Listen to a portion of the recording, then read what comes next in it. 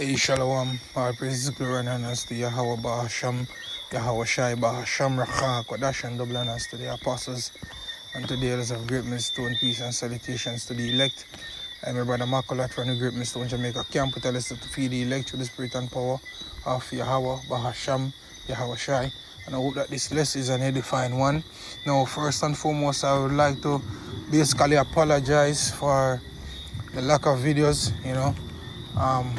beyond my control, as the little hustle that I have, you know,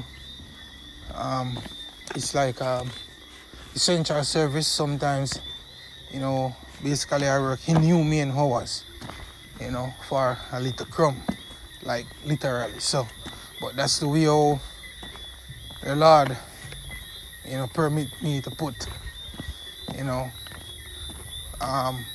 or to give me my daily bread, so to speak. So, nevertheless, I give thanks unto Yahweh Basham Yahawashi. So, sometimes, it's like, for example, it's now 10:50, so it's 10 minutes to 11, and I'm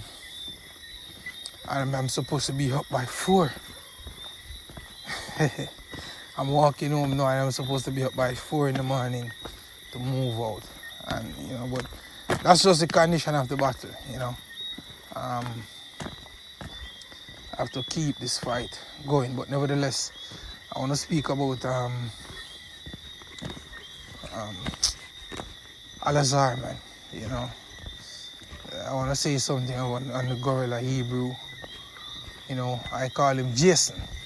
So Alazar, aka Jason, the man in the cap, or the cap man that brought folly in Israel now, where dudes think it's okay to be on the streets just teaching and wearing a cap, which is off, man. That's not aligned with the spirit of Yahweh Basham Yahawashi. No, I just want to read here in this chapter. Yeah, a little something. As I'm tired, I'll just pull this precept and then close out. It says, "He that loveth his son chasteth him oft to feel rod, that he may have joy of him in the end." You see, I remember the situation with the ear, when he was in a Seattle camp, and in La Paso Raka and stuff like that. And this dude basically refused to take rebukes.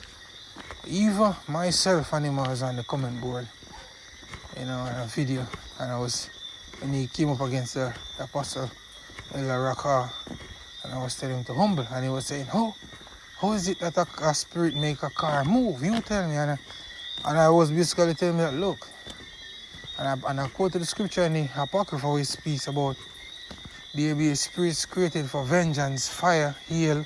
So I says, look, see, fire is a spirit, and you have to have that fire in the car to get it running. So therefore, the fire is a spirit, right? So he says, so I was telling him to, look, bro, just humble yourself, and it didn't sit well with him. It didn't sit well with him because his thing was not being to be sincere. It was all about to show himself that he's someone. You understand? And that's the reason why he was being rebuked. He was being rebuked because he was a child that, get out of line. Right? Verse 2, "He that chaseth his son shall have joy in him, and shall rejoice of him among his acquaintance. He that teacheth his son grieveth the enemy, and before his friends he shall rejoice of him." And like, for example, when you see you're being rebuked for like the wearing of the cap, the devil loves the fact that you're wearing the cap because you dishonor your head, which is Yahawashi. He loves when you say that the Apostle Paul writing is not of God. That's what the devil wants you to say, because therefore the devil know that he has a hold on you, which is gonna cause your downfall. Right? And he says, verse 4, "Though his father die, Yet he as though he were not dead, for he had left one behind him that is like himself. He's split in the image of his father. And in this case we have spiritual fathers, man, that look out for our bodies and our well-being in this ministry. It says, while he liveth, he saw and rejoiced in him, and when he died, he was not sorrowful. He left behind him, right, an avenger against his enemies, and one that shall require kindness to his friends. He that maketh too much of his son shall bind up his wounds, and his bowels will be troubled at every cry. And you see, this is what the gorilla Hebrew wanted. Yeah, this is what Jason wanted, to be pampered in his bullshit. But you see, the thing is, great millstones show themselves to be men. So when you come around men and you act out of line, then you're gonna be treated, according to the order of men. You understand? Because you was the one that said to the pastor, I'm a grown ass man. You remember that? So you're gonna be rebuked. Yeah, but this is the point here for me. In verse 8 it says, an horse not broken becometh headstrong, and a child left to himself will be willful. So you have to broke that horse, man. And you're a child, you're a child that is left to yourself, and now you're self-will. See, and there's a lot of time you have blundered. And case on point, that 1,000-year thing, the kingdom can come between anywhere now till 1,000 years. As brother's been proving that you should never say that. Remember the chariots park up in garage, the cap on your head, you name it. You should have never, ever, ever, ever said anything like that. See? It says, cocker thy child, and he shall make thee afraid. Play with him, and he will bring thee to heaviness. Laugh not with him. Shut up. Yeah? It says, laugh not with him, lest thou have sorrow with him, and lest thou gnash thy teeth in the end.